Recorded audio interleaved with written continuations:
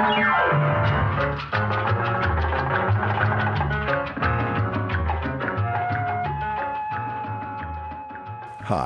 my name's Lou, and today I'm going to be reading the internet for you. Why not? And today's what is going to be a visit to the delightful forums of afterlifeforums.com. Now, afterlifeforums.com is a place where people who are curious about the afterlife, whether it exists, whether it doesn't exist, whether their loved ones are waiting for them, or when you die, if you end up in the dirt or in its ashes, or as food for other things, or all the more realistic possibilities versus the sky one. Yeah, so it's a place where people who are curious about the afterlife come to discuss their beliefs and have them challenged in some cases, perhaps. Who knows? So we'll read that in just a second. But before we do that, of course, I want to thank everyone who supports the podcast on Patreon. I super appreciate it. And thanks to everyone who supports the podcast in different ways through PayPal donations, writing reviews, asking for magnets, telling your friends about it. All the ways that people spread the word about Lou Reads the Internet for you. I appreciate it. Thank you very much. And as always, there are still magnets available. All you need to do is email me at loureads@gmail.com and I will send you a magnet anywhere in the world for free. It's quite an offer. And if you did and I somehow flaked, please remind me. Don't let me get away with that. I will send you a magnet. As we go into the thread, Afterlife Forums has a little quote at the top of all their posts that says, Afterlife Forums is an online interactive community designed to give seekers direct access to prominent researchers, to afterlife literature, and to one another in order to foster both spiritual growth and public interest in life after death. And so the first thing we'll read from the Afterlife Forums will be in the Afterlife Forums subforum Join the Conversation, subforum General Afterlife Discussions, in a thread entitled, Can I See the Past in Heaven/Afterlife? Started by Sean MC, and it goes like this. I am being quite anxious about death and the end of life on earth, with all the Christian evangelicals talking about doom and gloom. I was raised Catholic, but I can't accept the end of life by divine power. I reject the Christian idea of heaven. What? I hope I am not bugging anybody with all these questions. I would like to live out past times on Earth in the afterlife. I'm curious and nostalgic about things from my childhood and even before I was born. Would heaven allow this, even if it's not really the physical past, but a spiritual/mental representation of it? As in, can I still quote-unquote feel as if I was living in the past? Can I even see old TV shows and movies, brackets, with old commercials that I remember but can't see anymore? I know I shouldn't romance too much about the past, but as for my own generation, I feel like we have the worst this earth had to offer us. And I Love Learnin' HG writes, I think the quote-unquote end times that Christians talk about has been misinterpreted. The Bible is a very misunderstood book, IMO, not to mention it was written by many people, edited and translated different ways. That's why I generally don't look at what's in the Bible as truth, but there are some beautiful passages in it. The end times to me is the end of old ways of thinking and awakening to the Christ consciousness. Not the physical Christ, but the Christ light that shines in everyone. But it can be smothered or hidden by hatred or indifference. Even though things seem like they are getting worse in the world, I believe it is because people are rebelling more against injustice, and eventually, hopefully, more people will have awakened to the Christ consciousness, brackets unconditional love, and the world will start to transform. So I believe it is not that the world is going to end, but that the old world systems, brackets beliefs, will crumble. I've heard that in the afterlife, all time exists at once, and you can visit past, brackets, or future lives if you wish. Anything is possible there, brackets, and actually here, with enough belief. And Bluebird adds, Sean MC, anything anyone can tell you will be their opinion. If there is an afterlife, none of us can know for sure what will or won't be quote-unquote allowed there. That said, I agree with I Love Learning HG, that the evangelical Christians take the Bible much too literally, and what they see as literal quote-unquote end times was very likely meant metaphorically by the authors. Also, I would argue that while no time/era is perfect, including the one in which we currently live, there have been much worse times in human history. And Andrew replies, the simple answer to your question is yes. There are accounts of people in the afterlife researching and even re-experiencing their past lives and past events as though they were living them. You could, for example,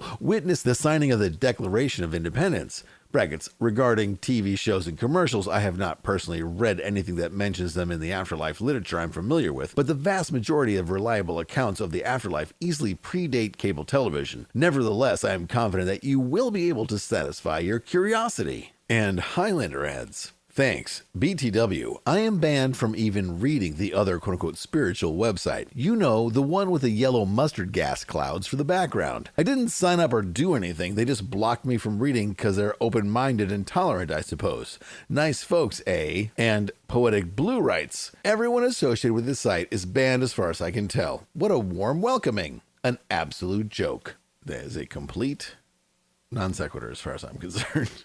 And Roberta Grimes adds, Dear Sean MC, as always, our wonderful friends here are answering your questions well. With regards to one of your requests, though, I have a bit of inside information. I have been helping Carol to edit Mickey's memoirs in preparation for publication. And one thing Mikey says that I had never seen before, but that is consistent with what we know, is that periods of recent history exist in villages that you can live in or visit. Sort of like a gigantic theme park. Want to do the stroll and DuckTales in a poodle skirt in 50s land? Smoke weed and protest the quote-unquote lack of war in 60s land? Wear big shoulder pads in 80s land? Or maybe it's dancing the Charleston in 20s land that's more to your liking. Brackets, I don't think they named these places. These names are my constructs. People who have recently graduated back to home are wonderfully indulged, as you can see. And the biblical book of Revelation is the ravings of a crazy man driven insane by persecution. No worries about that one. And Jane F. writes, Oh, Roberta, that is such exciting news. I can't wait for Mikey's book. Thanks for sharing. Grinning emoticon. I just remembered about the medium reading I had recently after my mother's passing. She said my mom and dad are living like the 40s when dating and reliving their romance. Smiling emoticon. And Flossie adds, I hope we can go back and look at things from the past. I would want to go and look at my granddad's old house, which is at the top of the town I live in. It was built before 1772. I know that as I researched the local library, but that is as far back as my info goes. My mom was 9 when she moved there in 1939, just before the Second World War. She was the youngest of 10 children and all the family lived there at one time, even though there was a gap of over 20 years between the mom and the eldest. The stories she told me whilst I was growing up I found so interesting. I would love to see it as it was then with a full house. No TV to distract people. People actually had proper conversations then and knew how to party. I loved the house when I visited as a child, and it was my first home, though I don't remember living there. It was haunted by a Quaker. Mum saw him 2 weeks after moving in, and several of her family also saw him. There were a few unexplainable happenings, one which involved coats being formed into a circle around a dining table when no one was in the house to do it. It happened twice on the same day. Also, a heavy bag of potatoes was moved from inside the kitchen to underneath the middle of that table at the same time. It remained a mystery as to how this happened. I loved the house so much and the stories about it that I did a painting of it. It was demolished in the 1980s and I passed the place often. It's now a builder's yard and I often wonder if the ghost still visits. And Mac adds, I like your question. Quote unquote, would heaven allow this even if it's not really the physical past, but a spiritual/mental representation of it? It's often been debated here what's real and what isn't, whether this physical world is an illusion. If we were somehow able to travel to past times after our passing, would those quote unquote times be quote unquote real, or would we experience a representation of them, a construct? And if it weren't actually quote-unquote real, what would it matter if we felt it was real, experienced it, and it seemed real? Would a representation actually be the same as we're experiencing in this world, or would a visit to a time that's gone by be seen as reality and all the players able to interact with us? And Jane F. replies to Flossie, Hi Flossie, it will be a great adventure which I hadn't even thought about in the afterlife. My mom and dad are apparently reliving their days in the 40s. The medium described her clothes and the way she wore her hair. Her description was exactly like a pic I have of her from the 40s. Even the rhinestone pin of an animal on her jacket. It is a giraffe! I would love to revisit my grandmother's house where I was born. It burned down many years ago. Don't even know what is there. It seems like I remember the day I was born. Hot summer day in the Central Valley of California. No AC, swamp coolers. I have a memory that I had something special to tell Mom when I could talk. It faded into a distant memory. Don't know what it was. So for me, I welcome death whenever it comes. Think it will be an exciting adventure. Thanks, Sean MC, for asking the question. And Carol and Mikey adds, Hi, Mac. Great points here. Mikey talks about the aspects of the afterlife where folks of quote-unquote like minds enjoy quote-unquote different eras of time that they had on Earth. They will dress brackets appear in clothes from that era, as well as buildings looking from that time span, etc. This apparently is more common than we would think according to Mikey. He tells me what we are experiencing will be real and solid to us. But you know, how great is that? I keep talking about the disco dance 70s and 80s parties I want to have when I get there, and you know, I do believe it will happen. Now that is heaven to me. Wahoo! Grinning emoticon. Carol and Mikey, quote unquote, in spirit. And Highlander adds, Jane F. I had an NDE, which is a near-death experience about 35 years ago during a night scuba dive in the Pacific Ocean, so I have a little personal knowledge about such things. Although I am by no means an expert, I did see events in my life unfold. I lost track of time, so I don't have an understanding of how long I was quote-unquote out, if that is the correct way of putting things. The experience gave me a perspective that goes beyond the simple events that have transpired, if that makes any sense to you. I am inclined to agree with your assessment and point of view, which also resonates with me. And Poetic Blue writes, we can experience anything that we wish to experience in the afterlife, whether we perceived it to be real in physical form or not, current or past. The afterlife is much like the astral realm, in which our thoughts and mentality form our own surroundings. What we perceive to be real, including our thoughts, form, and current mentality, is what we create in our surroundings, both astrally, brackets NDE/dream state, and in the afterlife. Illusion or not, what we feel in the soul sense is real. What we feel is what we create.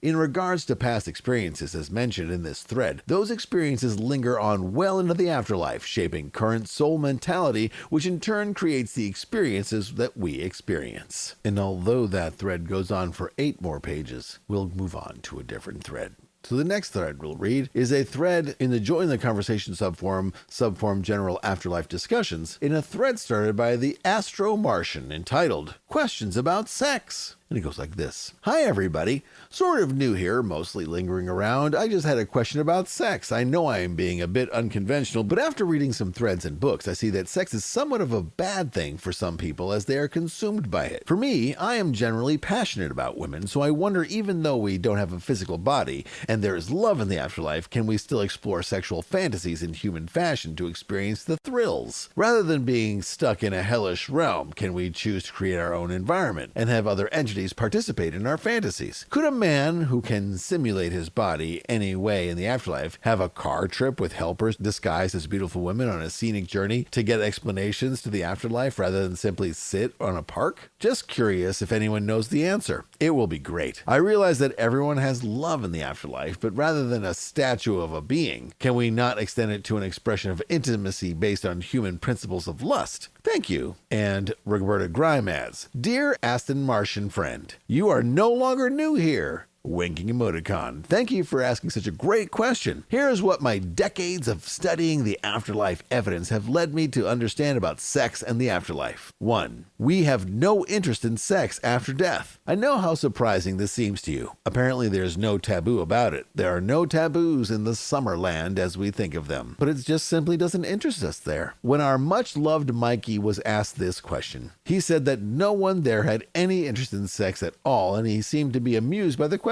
And Mikey died at 20, brackets, or was it 22? But this is what they all say. Our sex drive seems to be the product of hormones, culture, and the procreative instinct. And when those things are gone, our sex drive is gone as well. No lust there, dear friend. Lust is a byproduct of earth living and nothing more. 2. We are in fact able to have sex after death if we want it, rather than just simulating bodies, dear Martian. We all immediately after death inhabit beautiful, solid, young bodies so vigorous that we never even need to sleep. And from the evidence, sex is possible in the afterlife. I have read one account that I can recall. It is just apparently boring. 3. There is a great deal more to do there than here. Part of our obsession with sex here comes from the fact that even the most fortunate of us lead rather hard and pleasureless lives when compared with the constant ease and the many pleasures of the Summerland. To some extent, we seem to focus on sex, brackets, and eating too, which is possible there, but also apparently too much bother, because there isn't a whole lot else here that is reliably pleasurable. It turns out that there is actually a sex-like way to produce physical pleasure in the afterlife levels, a kind kind of body melding, which the dead claim is better than sex and has no moral issues attached to it. That seems not to be much done either. Life there is so full of so many varied pleasures that without a sex drive, we focus on all the much richer joys of living. 4. Obsessing about sex here is potentially dangerous. Sex addicts can become deliberately earthbound, hoping to go on having sex, but the only way they can experience physical pleasure is by occupying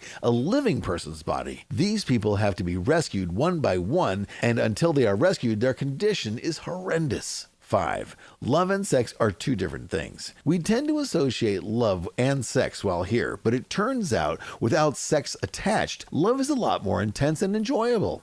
Reality is all about learning to love. That is apparently why both the universe and the greater reality exist in the first place. So getting all that sex business out of the way so we can concentrate on loving other people seems to be a very good thing indeed. I understand, dear friend, that all of this might disappoint you, but I can assure you, based on communications from many hundreds of dead people, that it hasn't disappointed them at all. Think of whatever pleasures you find in sex extended to encompass your whole life there, and you will have a glimpse of why, for them, sex no longer matters. And the Aston Martian replies, "Hi, Roberta and others. Sometimes I wish I had lived during the 60s or 70s, but I guess the grass is always greener on the other side. I guess I am not new anymore and did have ample time to read about the subject matter at hand. At 21, I am very sexual, and it's one of the few things I find meaning in.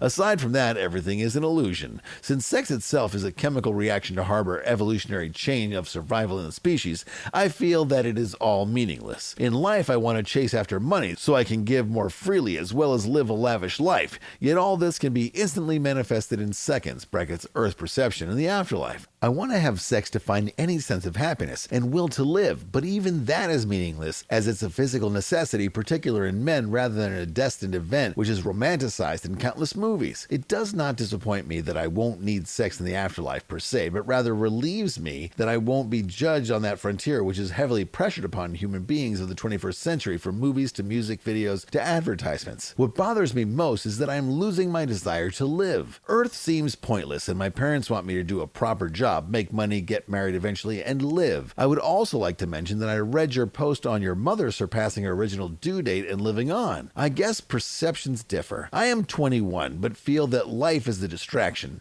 The more I live, the more I might accidentally hurt someone's feelings. I have years of conditioning, so I am an introvert and a mediocre person lacking ambitions in life. That's why I wonder what my purpose in life is. It sucks that I have to live in a boring world with flawed perceptions and intense limitations." And Roberta Grimes adds, "I graduated from college in 1968, and I can tell you firsthand that the 60s and 70s felt no better to be young in than the aughts and the tens. They carry a glow of nostalgia now, but to be young then was to feel as if the world had become so screwed up that there wasn't even going to be a future. I grew up in the 50s, which also have a glow for us now in retrospect, but I can remember being outdoors and playing as a child and repeatedly hearing a plane and looking up and wondering each time whether that one was the plane that would be carrying the bomb. Dear friend, at every age is a great age to be young. We just have to figure out how to deal with it. I'm sorry to tell you that everyone is quote-unquote mediocre at 21. The first half of my 20s, I had no ambition at all and no idea what I wanted to do with my life. Everything that you say in your post is entirely normal for people your age. Even that sense that living is not worth the bother. The only difference is that some people are better suck-ups than others and better at covering up their feelings and more naturally gifted at taking tests. But everyone your age is a blank slate, dear friend. It is going to be up to you to write your message. From the perspective of my 60s and after decades of studying the afterlife evidence, here's what I have learned about where you are now. 1.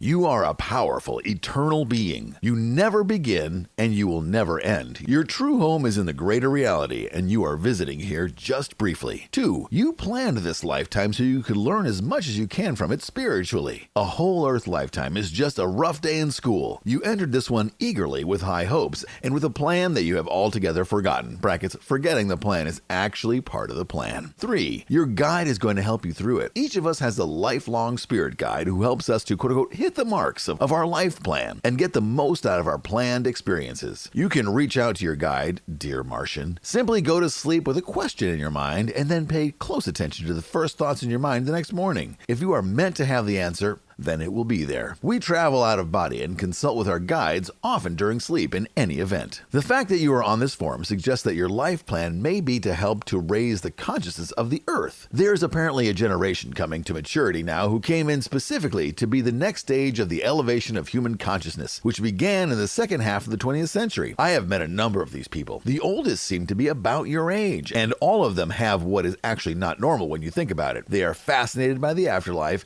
and afterlife-related information, and they will get into this topic so easily that it's clear that they already know this stuff, but they have just briefly forgotten it while growing up. If what we say here resonates with you, then you may well be part of this effort. Try asking your guide and see what you hear back. Again, from my perspective from my 60s, I can assure you that living your life plan is going to be worth the effort. Don't stress about it so much, dear Martian. For now, just try to relax and know that everything in your life and in the life of the planet is unfolding according to plans made in love so great that it is beyond our comprehension. And the Aston Martian replies, "Hi, Roberta. Ha ha ha ha ha. Well, nostalgia is something I cherish too, especially that of a simpler time. I do realize the Vietnam War, Cold War, etc. did cause for hippies to emerge in rebellion, but you must smile thinking about the bygone days of your childhood. One question I have for you and anybody is this. Why do psychopaths exist? Why is it they are diagnosed to be born without any morals? Why would a soul or spirit choose to come to Earth, commit heinous crimes, and have no guilt biologically? It must be torture to go through a life review full of pain, suffering, and sadistic deeds. Psychopaths like Ted Bundy, Jeffrey Dahmer, etc., and then sociopaths with abused childhood endure so much that even after death they may be trapped for centuries on the void. Don't you ever wonder about how much of you is really you?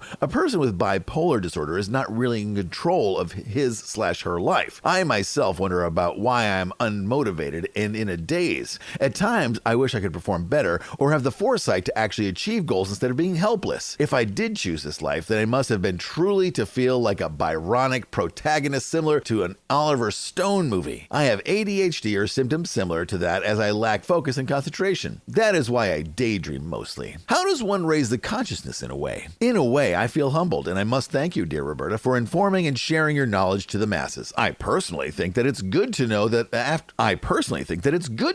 the afterlife, as it will help my transition when I do die. That way I can call for help rather than wallow in my own emotions. However, I don't think learning about the afterlife helps much. Okay. However, I don't think that learning about the afterlife helps much physically. My conscience is built from a young age, so there is nothing drastic to change per se. Also, if this reality is fake or an illusion, then what's the point of raising one's consciousness when one simply comes here to forget? I guess school is rough.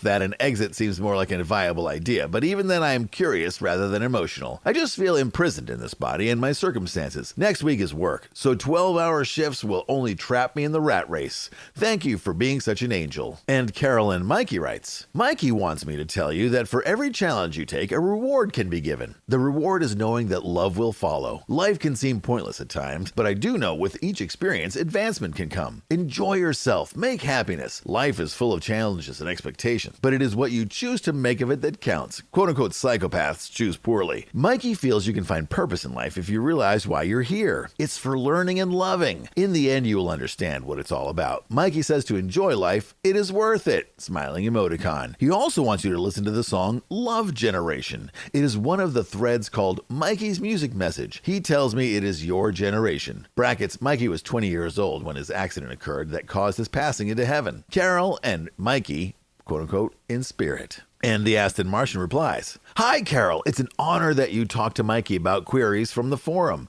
I heard from Roberta that he was in his... I heard from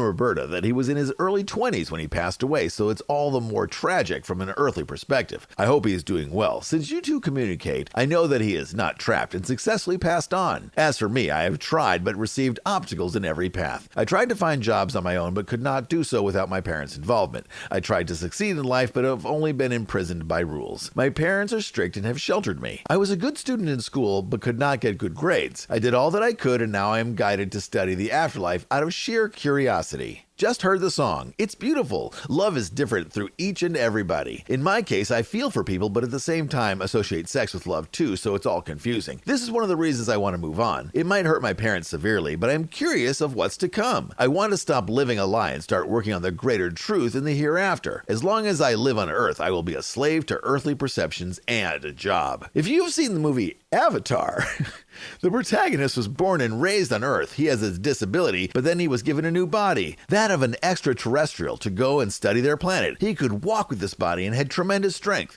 Not only could he walk, but he actually got used to his new life and loved every second of it. He still had to switch back to his body from time to time to nourish it and keep logs. In one video log, he said how his real life felt like a dream, and the one where he possessed the alien body felt real. I am just like that. This is a fabricated illusion, and some version of me must have really limited this body so that I would feel humiliated, embarrassed, helpless, and flawed. From a young age, my parents have taught me to go to school, be wary of what others think, and follow a fake religion. And I did all of that. I did what they wanted me to do. All I want to do is move on. While I'm in this body, I will never have the courage to go up to a girl and tell her that I desire her. Even if I do it, I will only delude myself by giving meaning to the opposite sex when it's purely biological. I will work jobs, earning money, and giving time away to be a slave of money. I want to go to the afterlife and make a real difference where it counts.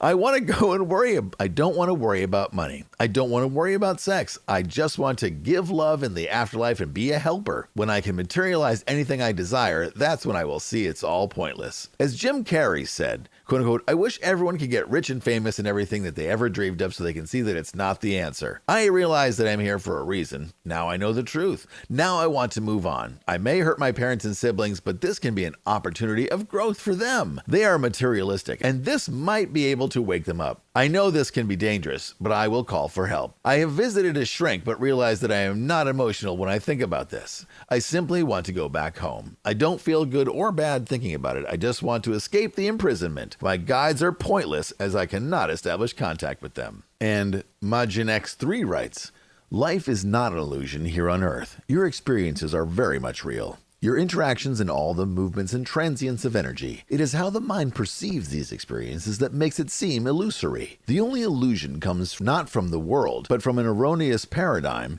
that is counterintuitive to the natural continuum of existence. When you begin to see your thoughts as empty and light only consisting of information, and realize that as the reality you can only begin to peel back slightly the veil/filter that distorts the quote-unquote honest experience. This world is based on consciousness, and without us there is no world, therefore it is entirely and utterly real. We all must find the balance where we are able to fully live and let live and simply meld with everything. Life is not about questions, doubts, fears, or worries, etc. It's about being in unison with the continuum of the universe. The best thing to do when you think about the world is not to make it so concrete in your mind. It is true that whenever the human mind observes something, there is an automatic judgment and quote-unquote weight that goes with it. We need to also keep in mind that reality is a circulation of tons of information and that we can coexist with this information and use it to our will. So take your mind off the world and its challenges because it's like succumbing to an antagonist that's only there to make you stronger. Think when you want to increase your strength, you must see the pain as a gauging point that you are making progress because this resistance is not only a psychological reaction, it is also a spiritual one as well, and it serves to point out to you the times at which you're encountering a leap or bound to overcome. Just as nature is designed to be self-sufficient and sustaining,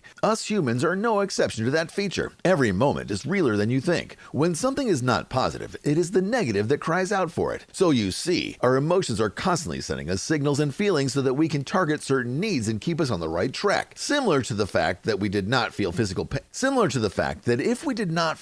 pain, we could simply rip ourselves up. Similar to the fact that if we did not feel physical pain, we could simply rip ourselves apart without a flinch. So it is also alike that we must experience emotional pain to get us to look where the problem is, not complain about it and simply see it as a thing of spontaneous occurrence. Everything you feel, good and bad, is always real and always important. These are the balancing beams that will keep tilting until you are able to find that balance. You must reach a point where you have to be honest with yourself and take your feelings seriously and not just as something something you have to endure. Everything else in life is simply a backdrop to the things you must do while in your body. Just a setting for the play. But what makes the play come to life is your presence in existence. The world is just something of an interactive place where we can either bring life to the things around us or see ourselves subjectively to those things. Much like a child playing with its toys, manifesting its imagination through those things, the toys are just supplemental to their mind. It is their own inner happiness and ability to simply exist that brings forth the emotions that motivate them to see things not as their solid state, but through the eyes of the truth. And truth is always, always there. And when we subconsciously know we are not in alignment with it, is where we find our negative emotions rise. Truth overcomes any hardship or circumstance you may have or had been through. So please, don't be so quick to shun the light away from your life. If you can understand and see how each and every part of our physical selves is always working to better us, you will see that it is not just simply suffering, but every component working together to realize our spiritual development. I hope this made sense. Heart emoticon. I am not the greatest at articulating my thoughts, but words seem to find reason when it comes from the heart. And that thread goes on for another 7 pages, but we will leave there. So we won't find out if the Aston Martian decided to kill himself. We will instead go to another thread. And so we'll go from that thread to a new thread in the Afterlife forum, subforum Join the Conversation, subforum General Afterlife Discussions, in a thread started by Corey entitled, When Does the Soul/Spirit Enter the Body? And it has the tags, Abortion, when does the soul enter the body? And it goes like this. Does anyone know if there's any evidence on when the spirit/soul enters the human body? I was telling my brackets skeptical father about all of my recent afterlife research, and he was asking me about abortions and what happens to aborted fetuses in the afterlife. He was asking this sarcastically, but I nonetheless told him I knew that babies that died were raised in the afterlife by deceased family members, but I wasn't sure at what point the spirit entered the body to begin with. Could it possibly be at the moment of conception? I feel that if it isn't, any later point in time would feel too arbitrary to make sense. But then my feeling about abortions kind of changes. Brackets, I'm normally pro-choice. By the way, I'm not interested in getting into politics here, but the whole abortion issue did raise an interesting afterlife question. And Mac replies, this is a topic that gets raised periodically. My answer isn't about the ethics of termination as relevance to miscarriage and neonatal death. The animating spirit of one particular developing fetus may spend more time than the animating spirit of another before finally totally interpenetrating the fully developed baby at emergence into the physical world. That is the quote-unquote point of no return. Although the spirit may sometimes spend a little time back in the ethereal dimension it recently left. The important thing to remember is that from the outset, body and spirit are attached to one another by the so-called silver cord, brackets, the quote-unquote etheric umbilical tether. The link is created between the two at the time the spirit begins to animate the embryo/fetus. And Roberta Grimes adds, Corey, Mac's answer is a good one. In point of fact, the body and the being who will use it seem generally to be matched either at or even before conception, and attachment occurs either at conception or soon after. But to be in a fetus is boring. So evidence suggests that we come and go and only begin to spend most of our time in the fetus sometime in the 3rd trimester. But yes, abortion always ends a human life that has been carefully prepared to enter an incarnation. That being the case, aborted or miscarried fetuses do need to grow up in the afterlife levels, which is a process that seems to take just a few Earth years in most cases. And Corey replies, thanks for the responses, guys. That explains that explanation makes complete sense. But what if they're aborted within a month of conception? What would there really be to quote-unquote grow up or raise in the afterlife? That's the only part that stumps me. And Mac replies, I agree. It's a tough one to figure. Perhaps breaking the situation into small parts might help. If we accept the notion of survival and what's been taught repeatedly by teachers and guides, at physical death the animating spirit of any incarnate returns whence it came, back to the so-called world of the spirit. The physical body it animated could be anything, from not even born, right up to the oldest, frailest one, one, but the process for either essentially remains the same. The so-called silver cord breaks at physical death, body and soul, quote-unquote, part company. On return to the etheric world, it's been taught that we will have an etheric body counterpart of the one in which we were last living. It's also taught our bodies will be unaffected by the ailments experienced when incarnate. If we died old, then after a time our forms will revert to those of mature but not geriatric adults. That state will presumably be brought about under our spirit's control of our etheric forms. Additionally, those who die old and frail will look younger by the same token. Those who pass before mature adulthood, again presumably, will control their immature etheric bodies to bring them to maturity. In doing that, it appears they will pass through the stages of childhood they didn't experience in the physical world. Immature spirit forms will be nurtured and supported ways similar to how children here are cared for. It's arguable that many important experiences of childhood on Earth will be missing in the etheric, so, quote-unquote, growing up there will be different. It's not easy to grasp, and I admit it's something whose details I still puzzle over. Before long, though, I'll be, quote-unquote, over there,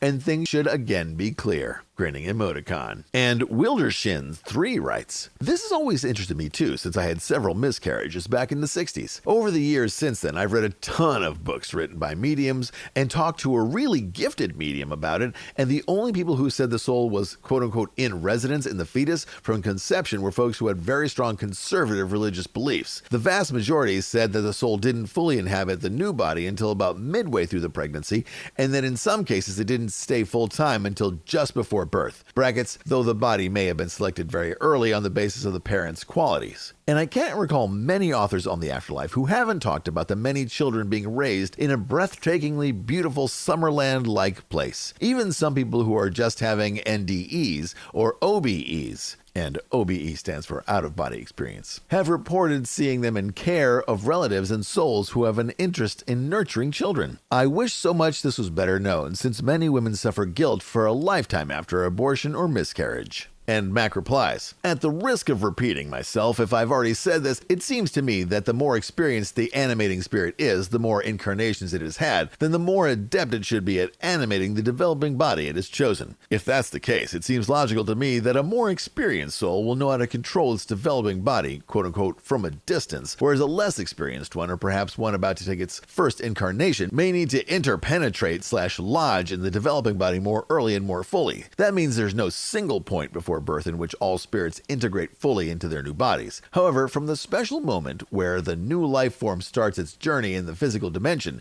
the animating spirit commits to its role, and death of the new body will occur if it later decides to withdraw its commitment." And Annie replies, "I've always had an impression that a soul will come and go between the corporeal fetus body and the spirit world prior to birth. Or like Mac is saying, maybe it all occurs from a distance until that first breath, which is when a person loses their pre-life memories and can no longer go back. So abortion/miscarriage doesn't necessarily wipe the slate clean, because the soul was not yet completely attached to the body, and the individual might just go pick up where they left off in the afterlife. The reason I use italics is because I think it's likely that, as Roberta said, the soul becomes more attached further along the pregnancy, and some souls might become more attached than others at earlier stages too.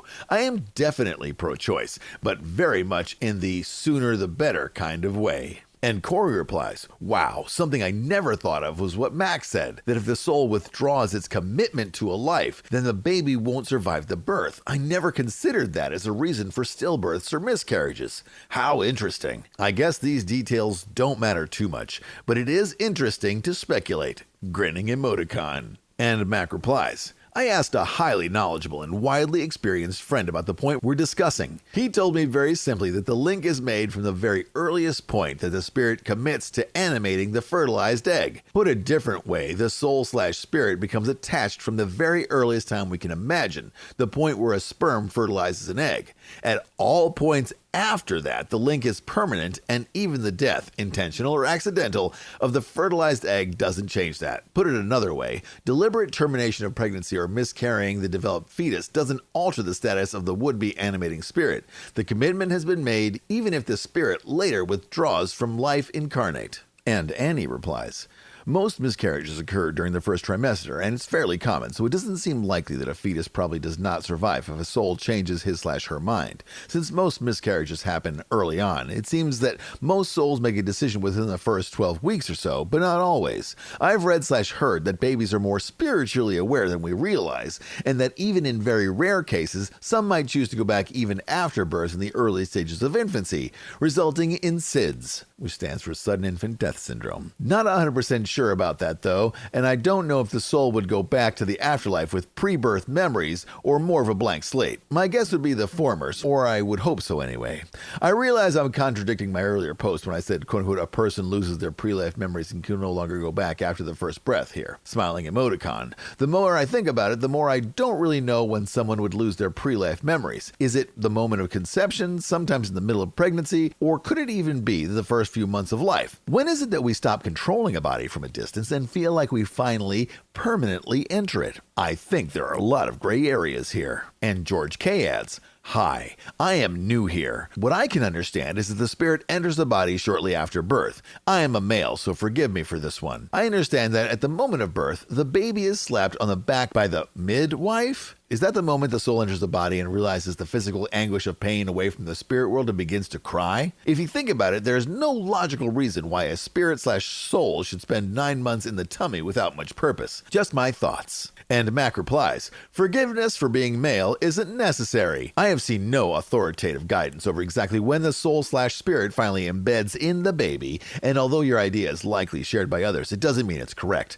I would make arguments against the point you've made, so we'd end up with opposing perspectives on the subject and still with no certainty whether either of us is right." And George K. replies, "I recollect reading this many years ago in one of the Lobsang Rampa's books. He made a point about reincarnation and lessons to be learned in the physical. The bit what I found interesting was his evaluation on suicides, plus the aspect of babies dying at birth. It makes a sad point towards Christianity as to whether the soul enters eternal torment or goes to heaven. Christians cannot answer this one, as it does not explain the purpose of christening or repentance. He makes the point that if a person commits suicide, then they are shortening their allotted time on earth. If, let's say, a minute or even hours. Take someone who is terminally ill and had euthanasia. They are reborn but live with their correct span of how many years they should have lived by being born in another body. Personally, based on these principles, I see no reason why the soul should enter long before birth. There is also the point of a trinity, that we as humans are consistent of 3 bodies, whilst animals only have 2, brackets except some animals. The spirit is that from God, as we have a physical and also a soul, similar to the Son, the Father, and the Holy Ghost. Just my opinion."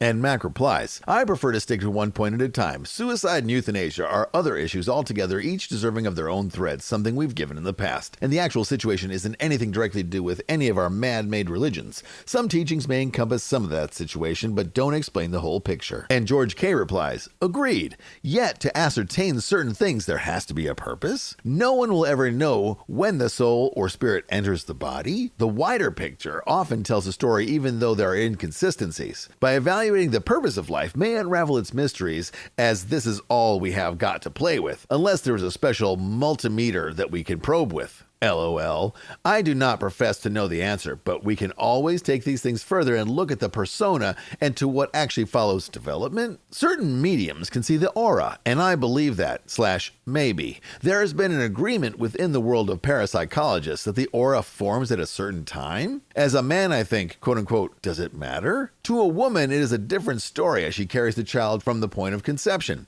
To lose a child may be harsh indeed, so I think it has to be a key consideration as to what point the child is actually a child." And Mac replies, "Your liberal use of question marks at the end of sentences that are apparently statements leaves me confused whether you're actually making statements or asking questions. Cockeyed emoticon. But we were discussing the point that an animating spirit, quote-unquote, embeds or interpenetrates the developing body fully and finally. From my experience, there was no confusion about it when a child's a child, whether it's a woman or even a man's perspective. I'm a male, and there was never any doubt that my child was a child for me long enough before his neonatal death. My wife and I experienced his loss as different people and as different genders, but he was a child for both of us long before he left us." And George K. replies, Both, as I do not want to appear too presumptuous.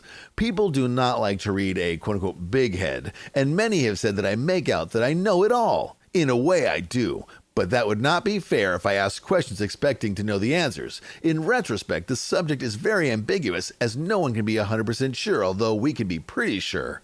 I like to know what others think as well. My senses tell me that you have been through a lot and have lost many, as you too want to feel that there has to be a better world. And although the thread goes on for quite a while, with George K. and Mac picking each other's statements apart for another 7 pages, we'll leave this thread.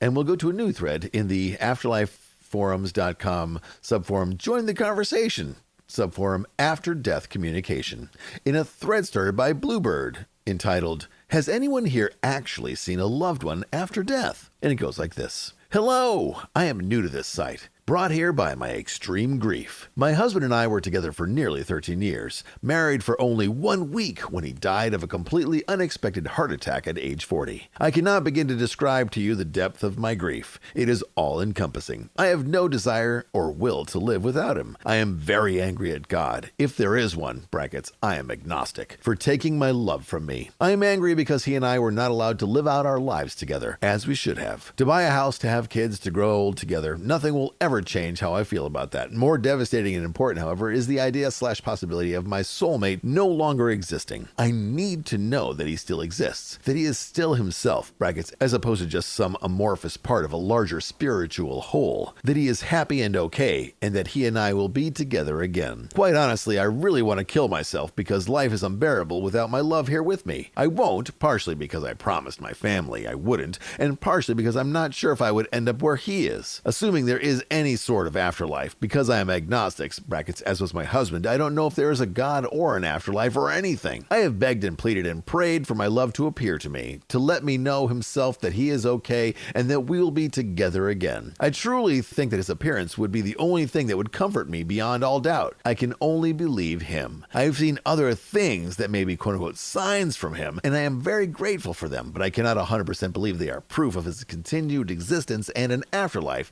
because I so much want and need him to still exist that I cannot believe or trust my own perceptions in case they are just wishful thinking on my part. So somehow I keep trying to have other people's experience help convince me, which mostly they don't, but nonetheless I would like very much to hear any stories any of you having actually seen your loved ones who have died and perhaps talked with them, etc. Not stories of quote-unquote I heard his favorite song on the radio just as I was thinking about him, or quote-unquote I keep finding pennies out of nowhere with her birth year on them, but actual visual meetings, since that is what I hope and pray for me and my love. Thank you for reading. And Truth Seeker adds, Hi, welcome. Be assured that your husband lives on. Smiling emoticon. I will recommend you this free .pdf book, which can be read on the computer. It proves the life after death in scientific way. It includes many Nobel Prize winners and genius researches. This book includes communications from the other side, where they tell us they are in a beautiful place beyond words with a healthy-looking young body, and everybody are very happy to be there. This book lifted me from a depression I had, giving me hope with irrefutable evidence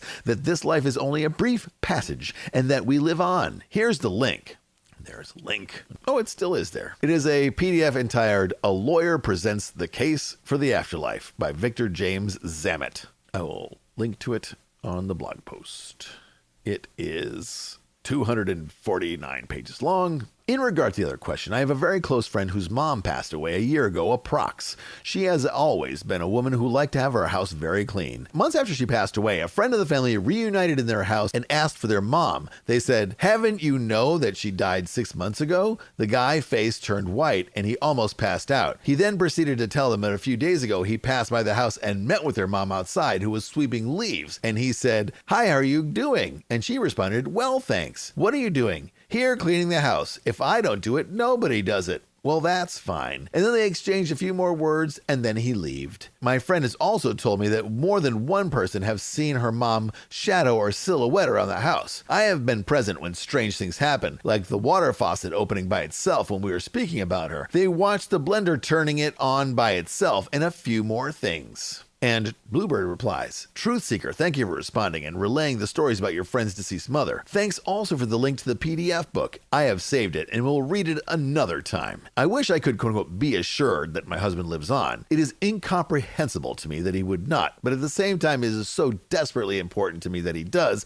and so I wish I could know for sure. And Pink Roses replies, Bluebird, I am sorry for your loss. I know very well that feeling of desperately wanting and needing a loved one to still exist after death. I went through great lengths recently to prove that someone I cared about lived on. Just the thought of him being prematurely gone forever left a scarred, nauseating feeling inside of me. I just couldn't bear the thought of him no longer existing. To answer your main question, quote unquote, no. I have never actually, quote unquote, seen a deceased loved one in a traditional sense. I think these experiences are quite rare, but that doesn't mean they don't happen sometimes or that your loved one doesn't live on. From what I've read, it is very difficult and takes a great deal of energy for the deceased to appear in physical form. When you think about this, it makes sense. How is it possible for something that lacks physical form and characteristics to appear physical? For comparison, that would be like asking the wind to appear as a tree. Just because we can't see something doesn't mean it doesn't exist. We don't doubt the existence of air or love, although we can't see either. I know it's hard to believe in something you can't prove concretely. I've struggled with the same question myself, but what I can tell you is keep asking your questions and keep an open mind as to how the answers will appear. What helped me is to talk aloud to the person who passed away and actually ask him questions. I was actually surprised with the answers I received because they came in ways I could not have imagined. One of the most amazing experiences was when I was trying to prove he could actually hear me and send me signs, and that I wasn't just imagining it all. I asked him to send me a pink rose. I saw a few things that could have been my sign, but dismissed them and challenged him to do better. Then one day I was at a park and I was about to sit down on a bench when I noticed something under my seat. It was a pink fabric rose.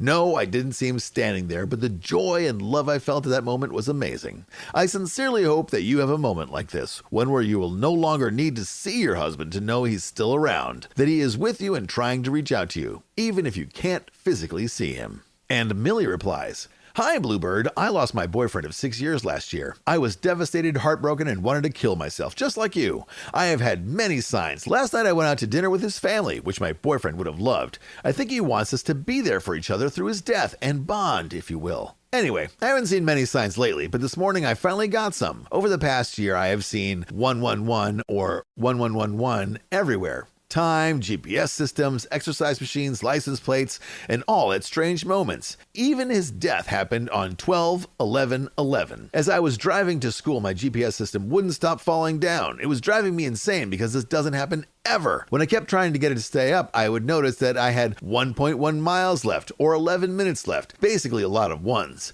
I usually don't take the route my GPS gives me, but today I did, and as I was turning onto the street, I looked at the house on my left and noticed the house number was 111 in huge numbers. I know this was a sign from him. There were too many coincidences for it to be ruled out. I like your name, by the way. My boyfriend's nickname was Bluebird. In fact, I got 2 bluebirds tattooed to my side after he passed. Grief is hard work. I hope you find some peace on this site. And Bluebird replies, Thank you for sharing, Pink Rose. I have had a few signs or things that might be considered signs. Actually, they are things that would probably convince a lot of other people. I do treasure them, but it is so important that I know for sure that my love is okay, you know? So that I'm afraid to fully trust any signs. I don't understand why I haven't been able/allowed, whatever, to see him, even if briefly. He was agnostic, as am I, so he knows how much I doubt. He also knows how much I love him, so he knows how much I need to know he is okay and that we'll be together again. I have read in various places, including here, that grief can prevent such appearances, but that makes no sense to me. Why would God or the universe or whatever not allow people most in need to see their loved ones? People who have faith in an afterlife don't need that proof as much, brackets, not that they shouldn't get it or don't deserve it, just that they aren't so desperate. Millie, I am sorry for your loss. It does sound like you feel or felt a lot like I do. As I mentioned to Pink Roses, I have had signs, brackets. I may go into this some other time, but I don't feel up to it right now. For which I am grateful, but it is just not enough. Oh, and my username here has to do with one of the signs. That's why I chose it.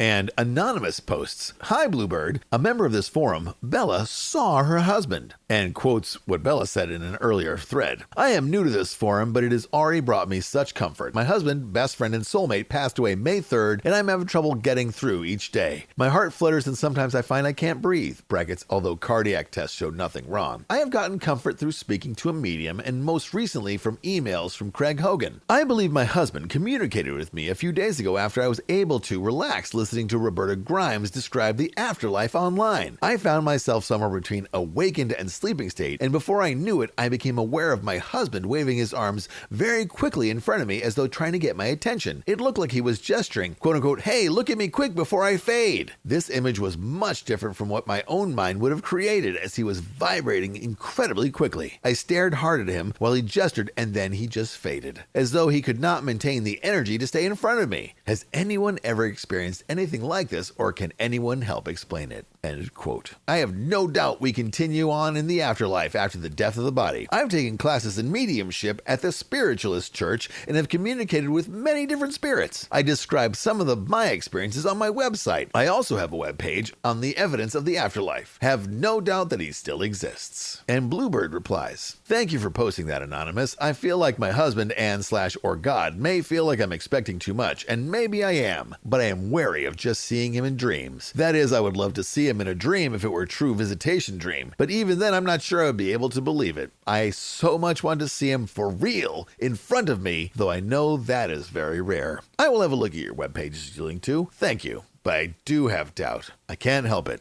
I wish I didn't. I wish I had an unassailable faith in the afterlife and in God, but I just don't. Also, I just want to add that I do have some psychic ability. Brackets, runs in the family. Although apparently much less than I thought because it isn't allowing me to see my love. And that is heartbreaking." And we'll leave that thread and go to another thread in the Afterlife forums. In the subforum, join the conversation. Subforum Afterlife Evidence. In a thread started by Jane F. entitled, "Share your mystical experiences here." And it goes like this. "Hi all, please share your mystical experiences here. Premonitions, intuitions, whatever." And Soul to Soul writes, "Happy to be your first responder, Jane. As per other posts, there have been many experiences this lifetime, so let's go back to the first about 62 years ago. My first memory, I was a gleefully happy little boy. Then my second memory, I was outside my body, looking at my frozen little 2.5-year-old self. Yes, this new house was cold, but that wasn't the cause. I was frozen with fear, having lost my home and my language. We had moved out of my warm French mother's parents' house in Sydney, where I was born, to my Australian father's big cold house. I couldn't speak a word of English, which upset Nana, so French was forbidden. Mom and I and my little sister only moved about 6 to 7 miles, but it may as well have been across the galaxy. You see, Nana was a stranger, and I barely saw Mimi and Pee-Pee again. My father had never spoken to us because I wasn't a girl. I was the firstborn of my generation to both families. My third memory, I was 5, begging my mother not to make me go inside the gate first day of school. To this day, I don't remember anything inside the school fence till 5th class. No classrooms, playgrounds, teachers, fellow pupils, nothing. 5 years abyss. So I had learnt the human art of self-protection very early. Shut it out. The one watching the little boy was carrying me through the trauma. Then we uprooted and moved far away, and it became a whole new challenge. Yes, I had been coming out of the fear and just starting to feel okay. To be continued. Hope this posts. Michael." I don't think any of those count as mystical experiences. Anyway. And Nirvana adds, "I might have shared this already, but I'm not sure. It was indirectly precipitated by cannabis use. So minutes after the inhalation of cannabis smoke, I started pacing back and forth, brackets, like I usually do, thinking about a girl I've always been obsessed with. Eventually, I seemed to have received a vision of a male having rough and mean intercourse with her, commanding her to say his name during. The vision caused me enough grief that I had to sit down in a chair, and I believe at that moment my ego mind actually stopped/surrendered. I felt a very strong energy in my brain that scared me at first, but I soon realized that it was a perfect euphoric bliss. I let it just happen for 10 seconds or so, smiling very hard with tears running down my face. But I suppose my ego mind came back shaking my head, quote-unquote, no, and feeling I was unworthy of the bliss. I feel that I received a message before rejecting the bliss, to the effect of, I am that bliss, or I am God, or I am directly connected to that bliss of God at all times, like a net that will catch me when I fall. This happened around October 2011, but I think I've still failed to integrate it at this point of my life. Frowning emoticon. And Jane F. adds, my first experience that made me a believer in an afterlife/reincarnation is that I can remember as a baby thinking, quote unquote, I must remember to tell my mother what I know. It was exciting information. I could not wait to tell her. It was before I could talk. I would constantly say to myself, quote unquote, don't forget, don't forget. But I did forget what it was. But I think it was about her as a little girl when her mother died when she was 3 years old. I only have one picture of my biological grandmother on her wedding day, and I have a sense I might have been her. And Roberta Grimes adds, I didn't share my first mystical experience for 35 years, but once my mother had a similar experience, I realized I wasn't weird after all, and I began to tell it to everyone. When I was 8 years old, I woke up in darkness and realized there was no God, and I was terrified. In the midst of my terror, there was a brilliant flash of white light in the room, like burning magnesium, but it didn't affect my eyes. A young male voice said, quote unquote, you wouldn't know what it is to have me unless you know what it is to be without me. I will never leave you again. Brackets. Eventually, I concluded that it was my spirit guide, and he spoke to me from a similar flash of light again when I was 20. From that day on, I have always known that I was eternally safe, that this world was illusory, that there had to be a whole lot of something behind the curtain. I spent more than half of a century trying to understand what it was, and eventually I did figure it out, but it took a while. As a child, I assumed that an experience of light must be a common event since it happened to me, but I have come to think that such experiences happen to no more than maybe 2 to 3% of the population. There are some reported in the Bible, though. Moses with his burning bush that talks and is not consumed, Paul's encounter with Jesus on the road that resulted in his conversion. I have never met anyone who had a similar experience and was not rocked and irrevocably altered by it. And Poetic Blue writes, riding on unicorns/horses, swimming in a canoe with panthers, brackets OBEs by the way, having a flock of children in my dreams call me by a different name, seeing Earth from a different dimension. It is always very beautiful looking at Earth during an OBE, and yet when we experience Earth, it is ugly.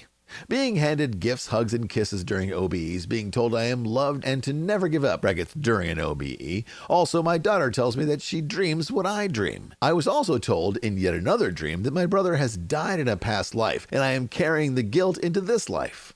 The irony is that I have always wanted a brother or sister in this life, but my mom couldn't have any other children but me. I drive around with a plastic-shaped heart filled with rainbow sand. My daughter gave it to me on Christmas. The most fascinating part is that a rainbow heart was given to me in an OBE by a gentleman who I felt was my brother/best friend who died. It was as if my child knew to give this to me, and it was on Christmas Day. My daughter knew nothing of this dream, but she still gave it to me anyway. I'm starting to think that she was him in a past life. Whenever I feel sad, I grip the rainbow heart with my right hand and move on with life. It protects me. By all means, I should be dead. Thanks to my daughter, dreams, and friends who truly understand me, brackets both dead and alive, I am here. I just had someone I knew for 10 years, brackets since we were teenagers, contact me a week ago. I was explaining to him about kindred spirits and soul groups. He seemed to understand me more now than when we were quote-unquote kids. Everything comes full circle. In general, I love people, just not certain people. I get it now, but it still hurts because the true reality is when I am dead. But I will finish what I started. I only remain alive for my child and the patience that others have given me, so I will give it back to them and more. And Marmalade Cat writes, I have had a few experiences of the year which seem to fall somewhat outside of the norm. One of my earliest experiences, which were recounted to me by my mom when I was very young, brackets probably around 3 years old. My mom has mentioned that I had an quote-unquote invisible friend who I used to chat to on my own quite a lot. When my mom asked me who I was talking to, I replied, quote-unquote, Thomasina.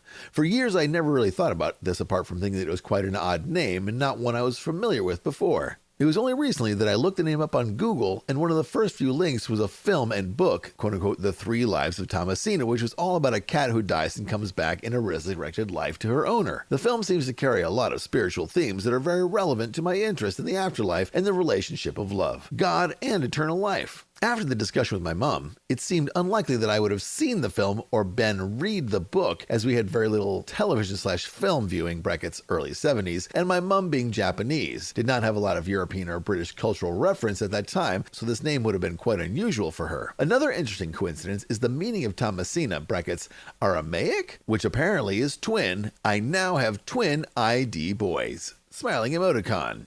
And dopier adds, "Hi all, I'm not quite sure what my experience would qualify as, although it shook me from head to toes at the time because I had no prior knowledge that this kind of love existed. I was having a turbulent period with my church because I was asking too many questions that gave the appearance I wasn't fully on board. In reality, I had no ulterior motives, brackets, or so I thought, in terms of leaving the church or causing trouble. I just didn't understand why there were things said that in my opinion were not fully followed. I guess in my feeble mind, I wanted to make the church better. On Friday evening after some regular meetings, I left the church so frustrated that I started crying once I got home. I sat on my bed feeling so frustrated as to why people couldn't understand I only meant good. I started praying, although I would say it was mainly out of frustration. I think my frustration was mostly directed at God, brackets obviously from the standpoint of how I saw him/her/it back then. And then it was if there was a laser, brackets no light, just instinctively piercing through the ceiling from above that struck me, and I was hit with this love that instantaneously changed my prayer to pure thanksgiving. Brackets, that explanation did not really come close to how I truly felt. But what was more important is the love. I think it's a futile exercise trying to convince folks out of anything that they want to do or believe. Just wait until they start feeling this love. It's probably pretentious of me to say, but I would want to know anyone with this kind of love that didn't change. I have gotten glimpses of it since that moment, but I can only imagine when I should be living in this and more eternally. Ha, folks, I don't mean to be preachy on you, but I think it's going to be all right after it's all said and done. Sorry for the long ramblings." And Poetic Blue adds, "Perfect time to post this. I left work today and drove to my daughter's school to pick her up. I had a feeling that she had hurt herself. I was driving in my car and saw in my mind that she had hurt her face. I kept telling myself this wasn't real and that I was just being paranoid. So I walked inside her school to pick her up, and one of the after-school teachers pulled me aside. My stomach instantly dropped. The teacher told me that my daughter had banged her head extremely hard on a table. I asked if she was okay. She said, quote unquote, 'Oh yeah, she's fine. We've just been putting ice on her forehead.' My child, brackets, Gabby, finally walked out of the library, which is where they keep children in after school. The first thing I did was hugged her and looked at her face. Not a scratch on her, but there was a bump on her forehead where she had accidentally hit her face. She told me that she hurt herself. And I told her, quote unquote, 'Yes, I know.' Winking emoticon." And the Escapist adds, "This is such a nice thread. I have had a few mystical experiences, I guess. The first one happened when I was 15 and my sister had just moved out and my family's life was in complete turmoil, to say the least. I remembered being outside in my backyard with my dog and thinking that if this was all there was to life, I hated it because I felt completely lost and depressed. Then something hit me out of nowhere and it was like my life went from being blurry to being in full HD, and I felt an immense amount of unconditional love. It was so overwhelming that I started bawling in my backyard with my dog." The second experience was with my ex, whom I talk about a lot here. The man that I still consider to be one of my soulmates and my twin flame for anyone who's familiar with the term. Lots of weird things happened between us. First, when we first met, I knew I loved him unconditionally before I knew anything about him. We met online, so I didn't know his age, if he was really a guy, etc. I predicted his young death with a dream I had that ultimately led me flying over 3,000 miles to go see him for one day out of the blue. Then a few days before he died, I felt an overwhelming urge to write him a letter and send it to him ASAP out of the blue. Other than those two main things, I haven't had any real mystical experiences in my life. I've tried astral projecting and almost get out of my body, but then my brain goes into overdrive and starts to pull me back in. So I'm still working on that. And Jane F adds, "Last night my skeptic son admitted to us that he'd seen a ghost as a teenager. Brackets, although he says he doesn't believe in them. Question marks? He and a friend were at the end of our street where an old home had been moved, creating a dead end. They were sitting at the fenced-off area sneaking a cigarette when a little girl on a tricycle came out of nowhere riding around in a circle in the circle driveway. He yelled out at her, asking her how did she get through the fence. She yelled back, quote-unquote, 'There is no fence.' He and his friend looked at each other, and then when they looked back towards her, she was not there. Gone. This was the first accounting I've ever heard of that they speak." And Highlander adds, "What kind of cigarette were they sneaking?" And Jane F writes, "LOL, Highlander, probably would have mine since I smoked then. Ugh." Marlboro said he was so freaked out, afraid to tell me about it, probably afraid I would be asking the same question. LOL. Go Giants! And Jane F adds again, "I had a quote-unquote visitation from my departed mother a few nights ago. I was not asleep yet. I had been meditating about one of my sons that's going through a serious problem, asking spirits for help. Suddenly, she walked right in, coming closer, and I was so startled to see her, my heart was pounding in my chest. I could see her very vividly, even the clothes she was wearing, an animal print blouse and pants. Unfortunately, I jumped up and ended it. Didn't get a message, but a medium from the church said she's watching over him, which is comforting. Just to clarify, clarify, this was behind my closed eyes, not physically in the room. And Ravensgate adds, I cannot stand when that happens, Jane F. Not that it happens a lot to me, but I can remember of one time only when I did not get sort of startled and brought it to an end, so to speak. Don't know about you, but for me it's difficult not to, quote-unquote, jump up, LOL. As I said, one time only was I able to, quote-unquote, stay with it, and it was a superb experience. No doubt she is watching over him, and over you too, grinning emoticon. And Jane F. writes, just to clarify, I saw her behind my closed eyes, although it looked like she was in my room walking from the bathroom towards the bed. It has never happened to me before. Next time I will not jump up. Startled emoticon. And Ravensgate adds, behind closed eyes, IMHO, is still a visit from her. With me, they all happened with my eyes open, so you can imagine how wide they got when I saw what I saw, LOL. Or when I saw my German Shepherd dog. That day I was 100% awake. Reading. Got up, went to investigate, and there she was. So I, brackets, sort of screamed with joy, quote unquote, Pops! And within a few seconds, she was gone. Briefly looked behind her, then me, then gone. Frowning emoticon. So I hope to experience another visit from my other pet who crossed the Rainbow Bridge just a few days ago. I hope. Grinning emoticon. Well, what did you think of that? This is a forum, clearly, for people who really want there to be an afterlife. All the evidence is purely anecdotal, theoretical, not provable. But, some people just gotta believe. And, whatever. It's one of those things. Whether it's just because of grief or because they want people to buy their book or whatever. It's just very fascinating. And there's on this website itself, there's lots of that discussions about like spirit photography, which is when you take a picture and there's a blur or blob in the picture that's supposedly a spirit. There's lots of stuff about past life regression, which if you want to believe in that stuff, okay, sure.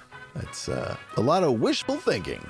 And even in this mystical experiences thread, most of it is like I was half awake or literally asleep or in a meditative state in which, if you've ever done successful meditation, you're kind of out of it. So your brain's a pretty amazing thing and can do all kinds of cool things to your vision and they did that experiment where like they exposed people's brains to a certain electric frequency. Many of the people who were exposed to that certain electrical frequency said they felt there was a presence in the room and they had sort of mystical experiences. Like I said, the brain, pretty amazing, not infallible, because it allows us to think all kinds of crazy things, but that's imagination for you. So am I a dirty disbeliever? Yeah, pretty much. Yeah, I've seen some pretty amazing things when I was half awake or, like I said, brain fascinating.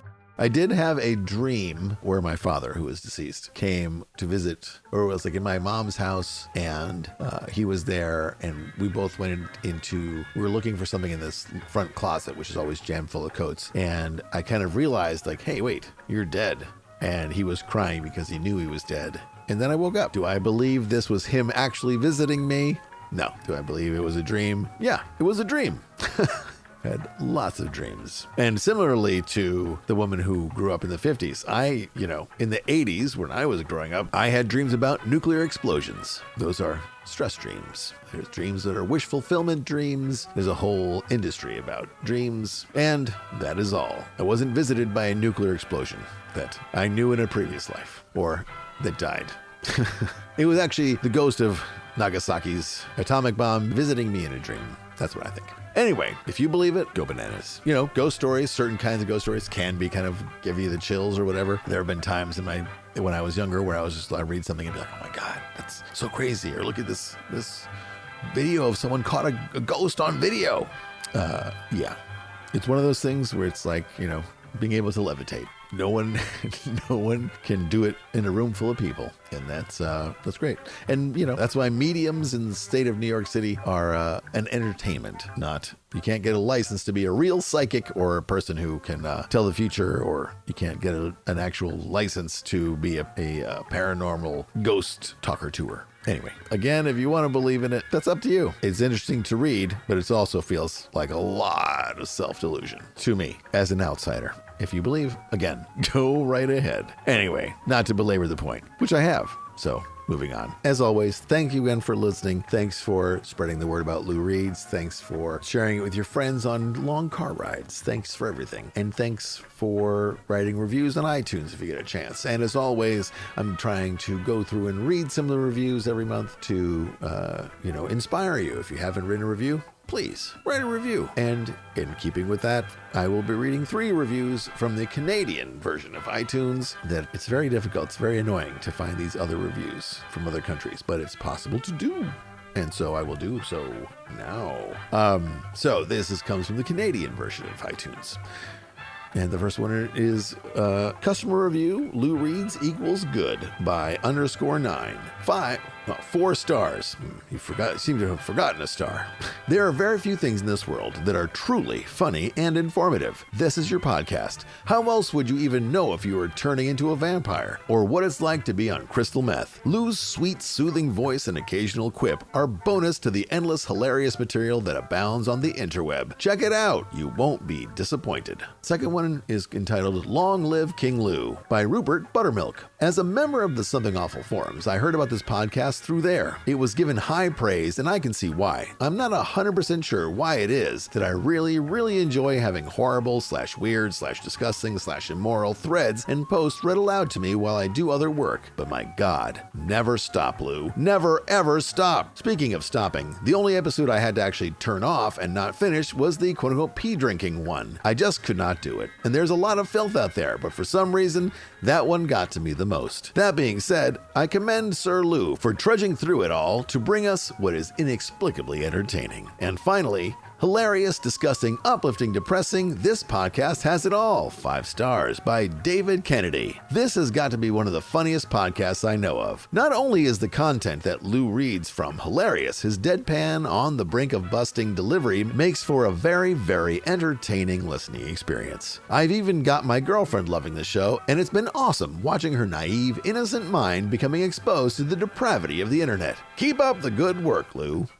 And I will. Thank you, everyone who has written those reviews over the years. I'm sure many of them are pretty old. But that's why I ask every episode. Please feel free to write a review of Lou Reads on iTunes or wherever you download this podcast from. As always, I still have magnets. If you want a magnet, please email me at loureads@gmail.com. I just got a magnet request yesterday, and it felt good, so I'm going to send it out today.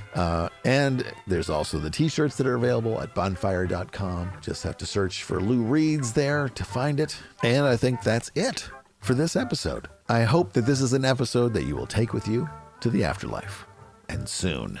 Anyway, my name's Lou. This has been Lou Reads the Internet Afterlife Forums for you. We'll see you soon. Bye-bye.